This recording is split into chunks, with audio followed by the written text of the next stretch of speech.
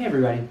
So I want to just kind of do some free-form talking today, and what I mean by that is the things that I'm saying right now are not necessarily going to be scripted.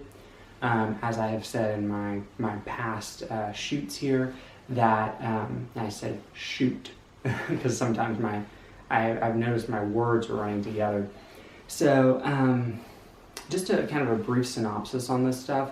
I kind of got interested in theology and philosophy and apologetics about 8 years ago. So I guess nearly a decade, right? But when I was in high school.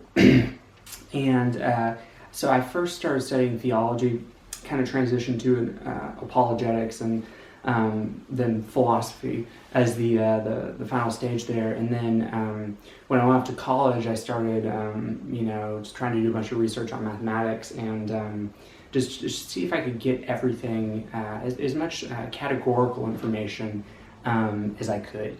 So I just kind of want to summarize some of this stuff. I know, I think people who kind of get into this mindset have these kind of big, grandiose plans of, hey, I'm going to look at all these bodies of knowledge, and I'm going to compile and assort these things, and then I'm going to produce them. But sometimes along the way, they kind of lose their the passion, the emotion that was there at the beginning, because when other people look at it, they just see, oh my gosh, it's a giant speech or a giant textbook or something of that sort. So I just want to kind of outline some different areas of knowledge, and I think I'm going to start with theology and just go over some topics that I think are important there. With respect to theology in general, there are a lot of different areas that you can do research in, but I use that term a little bit loosely, but hopefully this will make some sense. But the way I kind of see theology is here I'm talking about Christian theology. I'm not talking about the doctrines of other religions, but the way I see this is it's pretty much divided into Old and New Testament scholarship, and then you're also going to have a lot of the works of the church fathers and just other people throughout Christian history who are pretty influential. And so these the texts that these people write, if you just try to read them point blank, they seem like they're written in an archaic language, and so there's not a lot that you can do there without actually putting in a bunch of effort to kind of say, okay, well, what is going on here with these authors, their thoughts, and so forth. So let me just cut to the chase here and kind of outline some areas that I think are important. So one, this is something that's not. It's received a lot of attention, but it's kind of dying down, and this is the new perspective on Paul.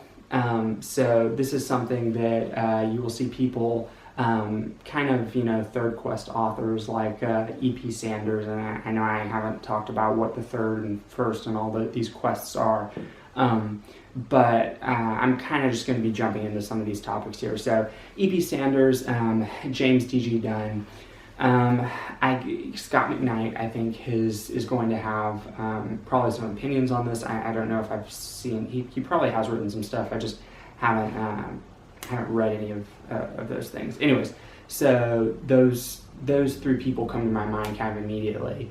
More generally, work on Paul you can find from people like N.T. Wright. He has this sort of growing collection of books called I think it's something to the effect of like Christian Origins and the Questions of God and the Question of God, or something to that effect. And so he has these kind of big books that he's been writing. So new perspective on Paul, that's it's kind of interesting. There's a lot of technical detail. I remember asking people, I asked this one person I was talking to in high school. She was my world religions teacher. And I'm pretty sure that she had, it was either a bachelor's or a master's in biblical languages. and I kind of asked her some of these, questions. I was like, hey, have you read, and I think Paul and Palestinian Judaism, was the one that I asked. I was like, hey, have you read this? She's like, well, I've read parts. And so, sometimes you don't hit people on their area of expertise, and then it's, it is what it is, and you can kind of have a good conversation or not. I also remember, this is someone who's a little bit probably, who you would know. I think his name is Peter J. Williams, or Peter S. Williams. He's not the philosopher, he's the theologian. So whichever one of those is the theologian, that's the one I put this sort of question to. And he really just gave me this sort of textbook response about here's what, here's the Talmud and sort of the documents around it. And I wasn't, it was almost like he hadn't heard of this sort of research area, which was, for me, I was like, all right, well, this is something that's important, I didn't say anything, but I was just like, all right, whatever. So, I've talked about, let's see, these four: E.P. Sanders, James E.G. Dunn, Scott McKnight, who I don't know if he's written too much about this. I haven't checked in a while. So, N.T. Wright. Let's see, there are other people who have kind of disagreed. I know more at the popular level, or at least what I judge to be the popular level. John Piper has kind of written a book response to this, and also at a more academic level, D.A. Carson has put forward some about two books that I think kind of book response. I think he's the editor of these things. Anyways, so he's trying to respond with a new perspective on Paul. And I think he also has some videos on YouTube, but blah, blah, blah, blah, blah. So that's just one area of research. People like to, talk about, Reformed theology and liberal theology, and you've got a bunch of people like name-calling each other. So, Billy Sunday, he said that if you took Germany and you turned it over, it would say made in hell. And I think he may have said if you took Tübingen and turned it over, it would say made in hell, because the degree to which these liberal scholars have taken the gospel and perverted it is almost unbelievable. So, there's, people will also talk about liberal theology being bad, but liberation theology being like 10 times worse. And so that they might talk about maybe more of, I'm not sure if they want to talk about Eastern Orthodoxy unless they're talking about the beginnings, but normally where I've seen liberation theology come up is not so much in discussions about theology in Germany. We got to jump down to, I believe it's Central and South America, where Gustavo Gutierrez, and who I thought he was like the guy to go to when we're talking about this sort of Central and South American work in theology. But one of my teachers in high school, he was the senior kind of theology, apologetics teacher. He was like, no, go look at Justus Gonzalez, and he's written some good stuff on church history. So, So just in the spirit of honesty, I know of him, but I have not read his works. But I've heard he's a good theologian, so a good historian, I guess. Anyways, so those are some of the kind of the areas. There are other areas that I think you could definitely look at. Hey, who are the best scholars on the Synoptic Gospels? Who are the best scholars on the epistles? All different things. People have a lot of different views on Revelation and blah blah blah. But let's see. It's kind of hard when you're talking about Revelation too, because it's like I feel like a lot of the academics are post-millennialist, and that's like the view. But it's kind of, I have not done an in-depth study of that, but I have kind of had like a topical thing where it's like, okay, I know the pre-trib, post-trib, pre-mill, post-mill, amill, those different positions.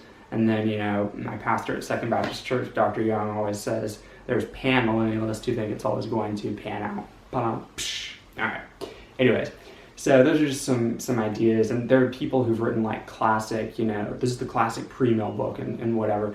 But I just want to do just a little bit more naming of names for theology. So John Howard Yoder is, I believe he's kind of like a Midianite. He's not alive anymore, and his personal life, I think. Actually, 1 second. His personal life, I think, was probably pretty bad, but his work on theology, especially on like passivism, I think a lot of people appreciate that. And then insofar as like understanding some of the more implications behind some of the New Testament commentary, there are a whole slew of New Testament scholars. I'm not claiming to know half of them. But I do think Walter Wink is probably, he's written some good stuff, especially on the context for, turning the other cheek and going the extra mile, and what it means when Jesus is like, if he's like, hey, if someone takes your outer tunic in court, give them your inner tunic. That had to do with shifting the shame from yourself to the crowd, and it was kind of like people like, after you did that, people would be like, they would be mad at the guy who took it from you. Like, why did you shame us like that? You took everything from this guy and he has nothing. And so yeah. So that's theology. There's definitely more I could say. There's a whole host of, some people are like, we don't go to heaven after we die. We stay, there's just an intermediate place, and then, heaven is the presence of God, but they'll say we go there, we go into soul sleep, but then we don't stay there forever. Once, God recreates the heavens and the earth, we come back and we inhabit the earth. And I feel like that's kind of like just a semantic distinction, because you can't really just go around telling people, we're not going to heaven after we die, blah, blah, blah. It's like that communicates something a lot differently than if you say, hey, there's an intermediate place and we're coming back, or we're going to soul sleep. Those are different things. Of course, in theology, I think there are some heresies that are kind of apparent, blatantly apparent, like, for example, universalism, that, everybody goes to heaven. I don't think that's true. Also, annihilationism that says, it's when you go to, if instead of going to hell, your soul just gets annihilated. And yeah, I don't think that's true either. So I think more traditional doctrine on hell is probably more in line with, is more in line with what Scripture taught and teaches. So I know I'm just kind of going off non-scripted. I promise I am not a Quaker. So anyways. So let's see here. So there was one more thing I was going to say. Oh yeah. Open theism, I think is another kind of heresy that, there are lots of heresies surrounding Christian doctrine, but they're not all defended to the degree of sophistication that some of these arguments are. So that's kind of my, I don't want to say 40,000 feet, but it's just kind of some of the high points that I think of here. I have not talked about, who are the greatest, who are the best Reformed theologians, who are the best, can we go through, Van Til or Kuyper and Bavinck, and there's really, there's a lot more than those, but also, and I haven't gone through, Schleiermacher and Bultmann and, Schweitzer. I thought his first name was Albert, I'm not sure. I haven't seen it in a while, but maybe Albert Schweitzer, I think is how you say his name. Anyways, so there are a bunch of German theologians. There really are. There are a bunch of there's a bunch of Eastern Orthodox theologians, and so really the way I've kind of seen this is there's so much. It almost seems like it's kind of like this mad dash to just almost like the beginning of like a cross country meet where everyone's just running as fast as they can. There's so many people you can't really make a distinction of who's in first or second or whatever. But, really where I started seeing kind of some more clarity, I guess along these lines, was when I started like looking into the work of William Wayne Craig and everything. So anyways, he's I think, he has a lot of good stuff to say about theology. And I think he's pretty smart on both that, theology and philosophy. And there's a bunch of analytic philosophers, by the way. So the historiography of theology, which is essentially what this is, because a lot of people are like, okay, are these New Testament documents reliable and stuff like that? As soon as you start talking about that, there's lots of people who are interested, all these New Testament scholars and whatever. But William Lane Craig has done some good work on that and kind of categorizing it philosophically. Because as he points out all the time, he's like, look, like these theologians, they're great and all, like, doing all their work is like we need to like listen to what they have to say, but they are not philosophers, and sometimes that's like very apparent. One sec. So yeah, sometimes that's very apparent. So I think that's as much as I want to say on theology. I could say like a bunch more on philosophy and all the categorizations of it. I do want to kind of talk about some of the stuff that William Lane Craig has done, just because I think he has some really good categories, and what I have to do is really do like some in-depth work on this with my high school teacher, my senior year of high school. So I just want to tell you kind of like, here are the categories that I see. This is his academic work. I don't think he's put out a lot of videos on eternity. He's put some out on aseity and stuff like that. So, and also relativity theory. He's put like one or two out there on relativity theory, and he's put like one or two, I guess, out on Molinism. But you know, just like the depth and the richness there that you can see in his books, which, you know, I've only kind of skimmed the top headings of it, but there's so much there. And so I definitely, what I would love to do is just kind of, you know, fully expand just all this work and kind of, you know, get it out there and explain it. Not because it's my own, but also I kind of, sometimes I agree with what he says on theology. Sometimes I'm like, that I see the argument, but I'm like, I don't know if that's convincing. So yeah, let me just give you some sort of conceptual schemas for apologetics that are kind of molded with his work, but also just kind of that take a more general approach. And this is the thing. Actually, I'm probably not going to do that, and here's why. Because I think at this point, this is probably a good place to transition into my my STEM talk. So I define science, technology, engineering, mathematics a little bit differently than most people might. The acronym, that is. And so this is, you know, my love for theology, apologetics, and philosophy has sort of transitioned, as I said earlier, into a love for kind of science and mathematics and just engineering. My major has to do with engineering, so it's kind of like I get to see all this stuff. And I see people, sometimes I agree with their teaching styles, sometimes I don't. And I just kind of think, man, I wish you could kind of communicate more clearly. And I wish we could see the big picture. Right, the big picture. And so, you know, when people talk about presenting other people with the big picture, this is how I see the big picture, all right? So I'm going to pause, and then in the next segment, I'm going to talk about the big picture, okay?